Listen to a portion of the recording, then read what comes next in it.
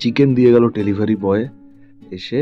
আমি lake market থেকে চিকেনটা কিনি, কারণ আমি দেশি মুরগি নিই।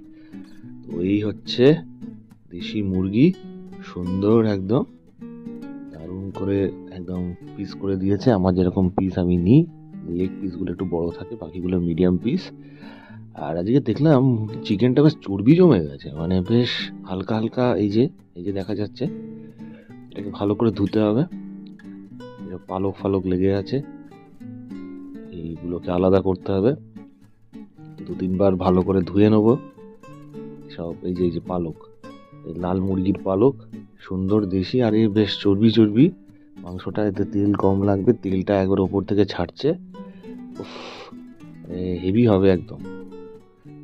এই হচ্ছে লেগ পিস। আর এগুলো সাইজগুলো খুব বড় হয় না, কিন্তু মোটামুটি এই ধোয়া আরো 2-3 বার ধোবো। ফ্রেশ করে ধুয়ে নিয়েছি মাংসগুলো, আমি দেখাচ্ছি কিরকম হচ্ছে, দেখতে লাগছে। এই হচ্ছে এই দেখুন, বেশ ওপরের দিকটা বেশ এই যে চর্বি আর লাল লাল মাংসটা সুন্দর একদম দেশি কান্ট্রি।